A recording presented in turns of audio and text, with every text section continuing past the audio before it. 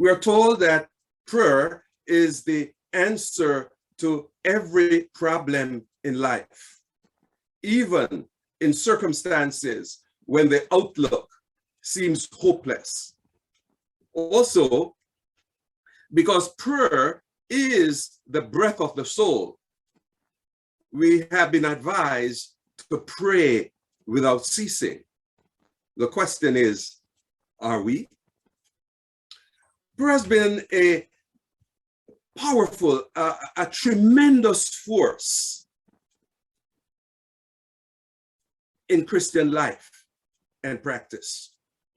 Many of us can testify of what God has done in our lives through prayer.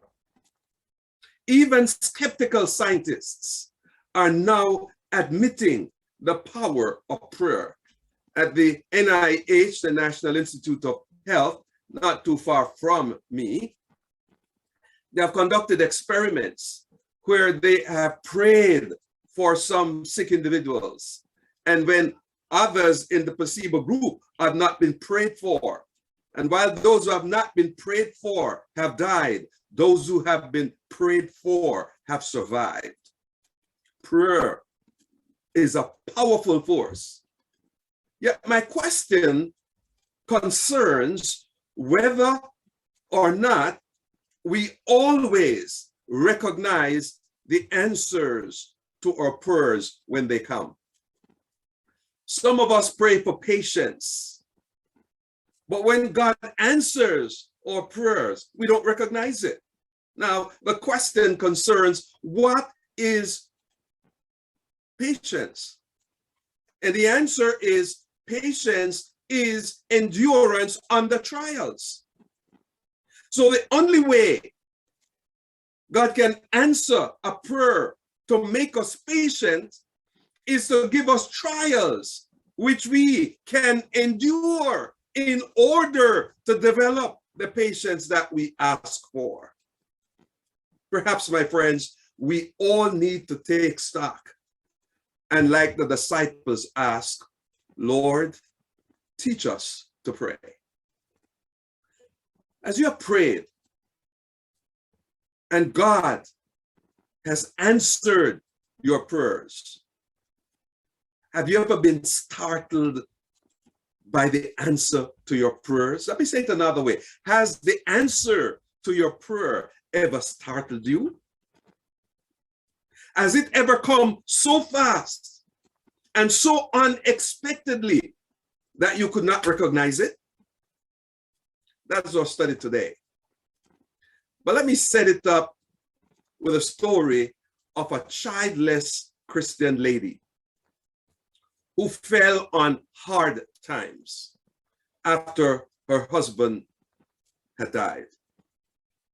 Poor and needy, she prayed earnestly one day for God to send her the resources to pay the rent for her apartment because she did not have it. Shortly after rising from her knees, she heard a knock on the door. She felt impressed to open the door to see who was knocking. But she thought it was the landlord coming to collect the rent, which she did not have. And so she just curled up in the corner, frozen, and refused to open the door. The knock continued,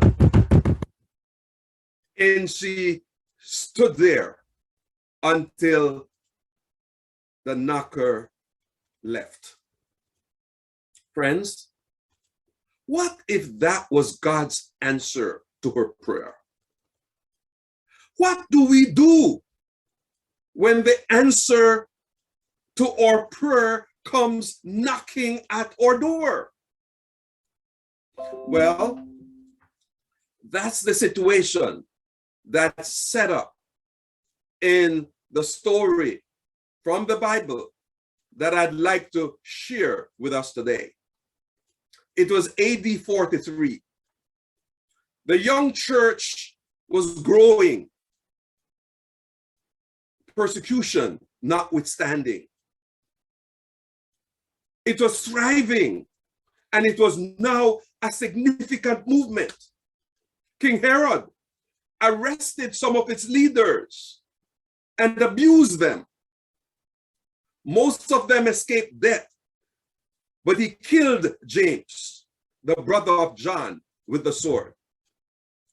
Seeing how his strong measures against the Christians delighted the Jews, he arrested Peter and decided it was Peter's turn to die. The arrest occurred during the Feast of Unleavened Bread. And so he decided not to kill Peter then, but to wait until after Passover. Knowing the support Christians had in Jerusalem at the time, Herod took special measures to secure Peter. He guarded him with 4 relays of soldiers, 2 at the side and 2 at the door. Yet Herod did not realize that he was a mere man and that the battle is the Lord's. And if the battle is the Lord's, and the Lord is the one who is fighting the battles, mere mortals cannot fight against God. So, just as no grave could hold the body of Jesus down, even so, no chain could hold a trusting child of God when God is ready to act on his or on her behalf. My friends, God can break chains. God moves barriers. God shuts the mouths of lions, and God can remove his servants even from the relays of guards that Herod or any other potentate might erect. God is the mighty God. He is omnipotent, all powerful. He is the great I am. Besides, what he has done in the past, he can do again, and he still does. What I'm saying here, and I'd like you to make sure, I want to make sure you get what I'm saying. What I'm saying here is that God is not a God who only worked miracles in Bible times.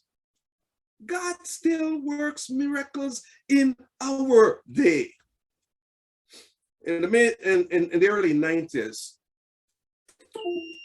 I went to Papua New Guinea. And in Papua New Guinea, I met a young man, but I need to tell you that they have a policy there named payback. And if you hurt someone for me, then I'm going to hurt someone for you, whether or not you were wrong in hurting me. They had that payback. But at any rate, what happened was, at our college that we have in Papua New Guinea, they had to secure it with a fence in order to keep out the rascals. These are the individuals who were trained, but who could not find job and who turned to crime.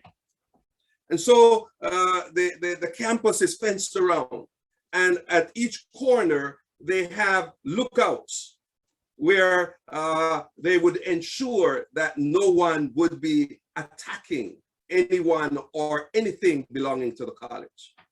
This particular night, this young man was up in his lookout, and he felt that he needed to come down, maybe to use the bathroom or something. And when he came down, he did not know that the rascals were hiding down below. And they caught him. They took his baton. They took his weapons that he had to protect himself and to protect the campus. And they began to beat him. They beat him and they beat him. And then they looked nearby and they saw a drum with 40 gallons of water.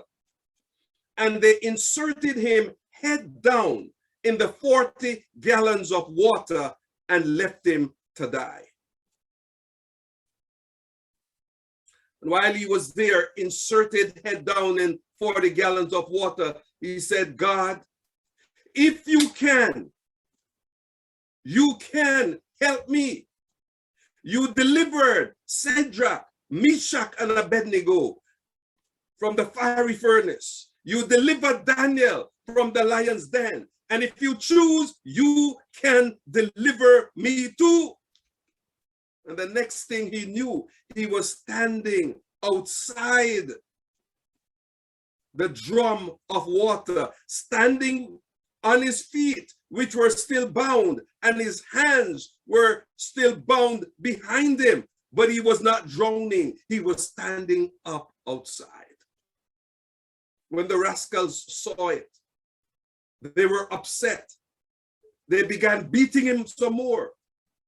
But they had a policy whereby every 15 minutes they would check in to make sure that everything was okay. So when they checked in on the walkie-talkie, the rascals answered. And so they recognized that something was wrong. And they began driving towards where he was. And when the rascals saw that, they ran, they rescued him, and they took him to the hospital. My friends, I know that this is a real story because on that next Sabbath day, I spoke to him and he told me the story himself. God still answers prayers. Amen. Amen. While Peter was in prison and Herod was laying his plans, the church united in prayer on Peter's behalf. When was the last time the church united to present a problem to the Lord? Is this time of COVID-19 such a time? When we give up, God is ready to begin. Let's go to him in unity about those things and those who are in need and ask his help. Acts 12 verse 5 says, Peter was being made strenuously, was being prayed for strenuously for Peter. Prayer was being made strenuously by the church for Peter. Don't forget, my friends, the effectual, fervent prayer of a righteous person avails much. Do we strenuously pray for those in need? Or do we see their situations as reasons to gloat and rejoice? Are we genuinely concerned about our brothers and our sisters? Do we unite in prayer for them? Note verse 5. The verbs, that's Acts 12 verse 5. The verbs are in the imperfect tense. They give a video or a moving picture portrayal of the action so that it can be visualized. So the text says, Peter was kept in prison. Peter kept on being in prison. And the church kept on strenuously praying. So while Peter was there in prison, the church was praying, strenuously praying. Note, the prayers were not just made for the sake of praying. The brethren were not praying aimlessly. They had a goal. They were praying about Peter. This means they were praying for him. If Stephen and James had been martyred, they were praying about God's will for Peter. Would he too be put to death? Or would God save his life? They were concerned and they were praying about Peter. These events occurred at night. Verse 6 says, Peter was asleep. This means that the church had an all-night prayer vigil for Peter. The church was in prayer all night for one it loved, for one she loved. But let's be realistic now. This was Peter's last night on earth, and he knew it. What was he doing?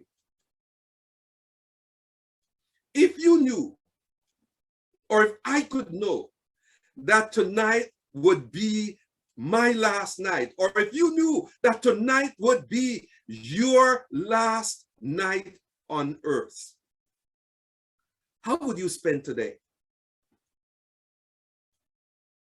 And what plan would you put in action for tonight? Acts says Peter was asleep between two guards. He had the calm sleep that springs from a good conscience and a quiet confidence in God, according to Bruce. He knew that all was right with his soul. He could sing, "Whatever my lot," that was taught me to say, "It is well with my soul." Could you sing that tonight if this were your last night on earth? Returning to the story I began with. A few days later, an elder of the church saw the needy sister and told her an amazing story. He said God had impressed him that she needed help, and he had taken her some money. He told her, "I came to your house with the money in my pocket. I knocked on your door. I kept on knocking on your door, and there was no response. So after a time, I turned and walked away with the money in my pocket." Imagine that. The answer to her prayer came knocking, and she did not answer.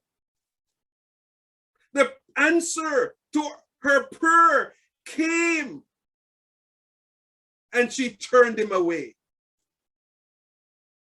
What do we do, my friends, when the answer comes knocking?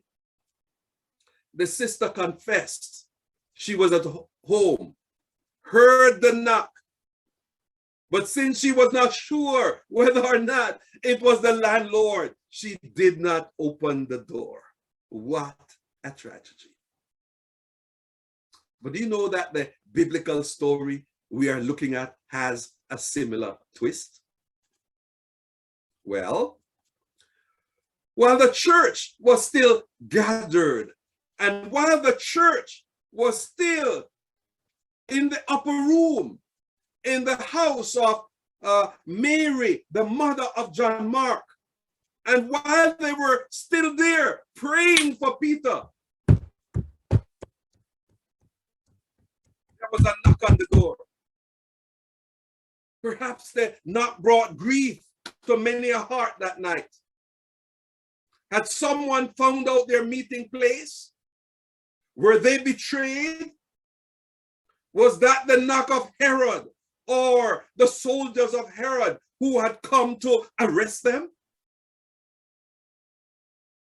That was a knock of pain to many, a grief-stricken heart that night. And so I asked, were you there? What would that knock have meant to you? And what would you have done? To mask what was happening and to suggest that all was well and this was just a regular household, they sent out a servant, Rhoda, to answer the knock. She must have sought the identity of the knocker. because the text implies that there was voice recognition. And the identity of the voice made Rhoda do strange things.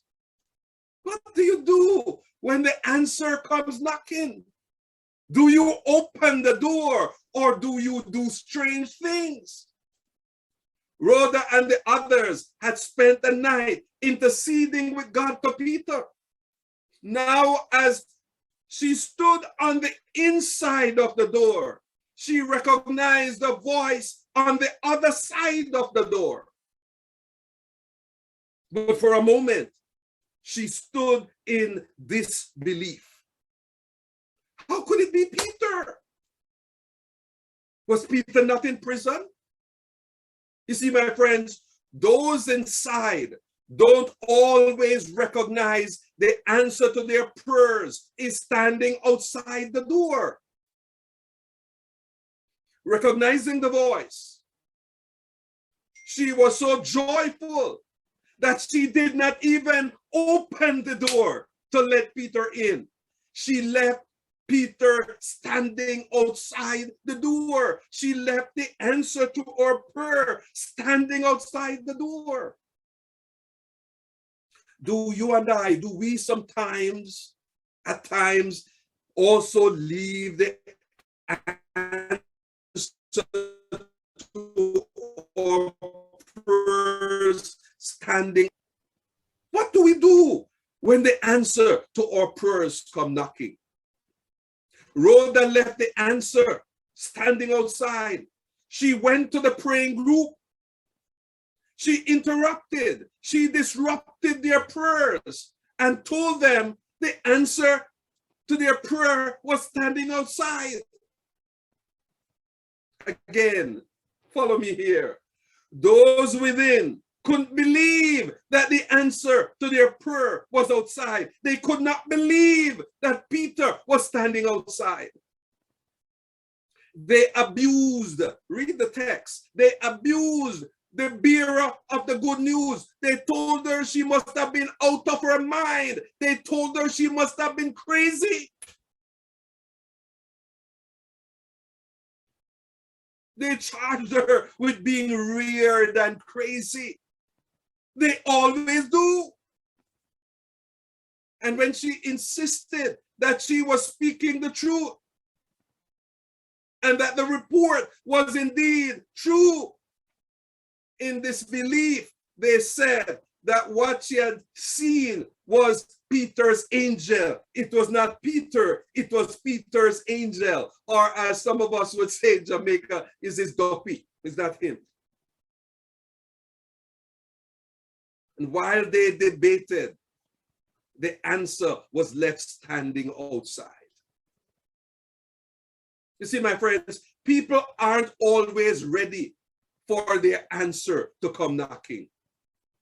They either turn him away or they leave him standing outside. You need to stand up for the right. You need to stand up for the truth. Even if you are the only one standing, you need to stand up for the truth, even when people don't believe you. Rhoda kept her cool and made her case. We need to do that too. Friends, even the church leaders left the answer standing outside.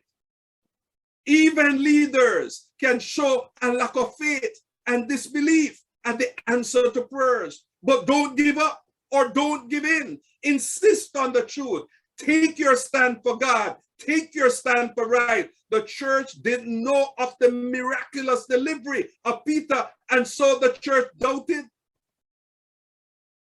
Do we doubt what God does in the lives of others too? How long Peter stood outside, I don't know. What we do know is that the answer was left standing for some time. Finally, those on the inside went out to check the facts. They saw Peter and they were amazed. But God's hand was at work in Peter's release. Is God's hand at work in your life? If not, why not? Will you allow God to work for you? See, we have come to an unprecedented hour of Earth's history, an exceptional time. There's war, rumors of war. We are losing our loved ones in a pandemic that needs to be taken seriously and did not have to be. Do we need prayer? We are living in a world that is unsafe and in which people are afraid of terrorist threats. I got a call from a young lady yesterday crying. Her brother was in a lockdown at school and she needed to talk to someone. Some are afraid to travel, especially to fly. Do we need prayer? Violence is on the increase. Not even in their homes are people safe. Recently in DC, in the District of Columbia, a child was shot while sitting at home watching TV. She did not do anything wrong. She did not go to any place that was unsafe. She was doing what was right. She was sitting at home, yet she's no longer with us.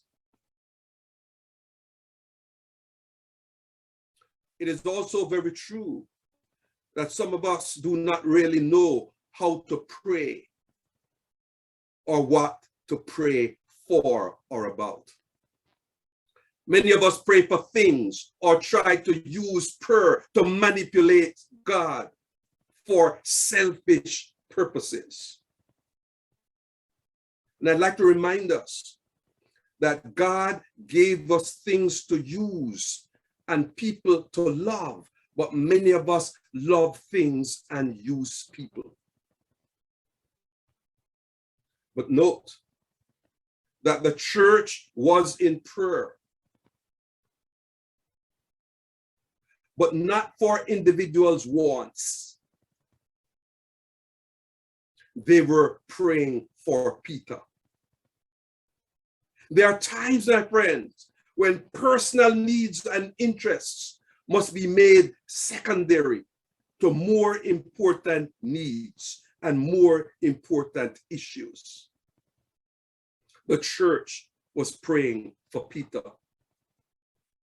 It is time, my friends, for God's church to begin praying for itself, for its unity, for its future, for its mission, for its youth, for its role in the community. Will you join in this venture? God is depending on you. The church needs you, and the community needs your prayers and your Christian witness. Yet, how is it possible for the answer to come knocking while we are still praying, and sometimes even before we pray? You see, my friends, we have a God that has promised, and it shall come to pass that before they call, I will answer. And while they are yet speaking, he says, I will hear. I can testify to that. Looking back, I can see how within the months prior to June 21, God had begun preparing me for what was to come. And I didn't recognize then. But looking back now, I can see. Even the night before, when I was leaving my wife and I said, see you in the morning, I did not know that that was a prophetic morning. At 11:30 that night, when the Lord told me to call, I didn't know that had I called, that would have been the last time I spoke to her. But I felt that because she was tired, I would give her time to sleep so I would see her in the morning, not knowing the morning would not be. God sent the answer, but it was not recognized. My friends, oh, taste and see that the Lord is good. Blessed is the one that places his or her trust in him. Finally, Peter's deliverance began with the touch of an angel from God. God waits to touch you today. God waits to touch me today. Will you allow God to touch you? He'll deliver you from whatever binds you. He'll free you from the clutches of Satan. He will deliver you from enslavement to and bondage in sin or habits that dog your feet. He will strengthen you and give your life new direction and new meaning. He will empower you to do his bidding and to free others that are bound, for it was for freedom that Christ has set you free. Friend, what will you do when the answer comes knocking? In the first century, the answer was Peter. Today, that answer could be a vaccine. That answer could be a pastor. That answer could be a child. That answer could be a spouse. What if the answer to your prayer is Jesus himself? Will you let Jesus stand outside? What will you do with and for him? Only you can decide. Only you must decide. But I urge you to do the right thing. Jesus says, behold, I stand at the door and knock. If any man will hear my voice and open the door, I will come in and sup with him and he with me. Will you open the door? What will you do when your answer comes knocking? In fact, Jesus could be knocking at your door and my door right now. Will you let him in? What will you do with Jesus, my friends? He is still the answer to the longing deep within. He is the answer to every problem in life. Will you let him in? When we do, he gives us hope. Hope in the coming of the Lord. If God opened the gates, released the chains that bound and Peter and set him free, he can loose the fetters of sickness, the chains of sin, the shackles of addiction, or the restraints of habit that binds any of us. He can set us free today, and ultimately, he will free us from the presence, the power, and the environment of sin. He will take us to live in a sinless environment, not just for time, but forever. I want to be there. I want to go. By God's grace, I will be there. There will be nothing more glorious than seeing Jesus and being with him forever and ever and evermore. Will you join me? Yet before that, there is work to be done. There's a mission to fulfill, a people to warn, and a kingdom to fill. Are you committed? Are you available? Can God count on you? I hope he can. God bless you.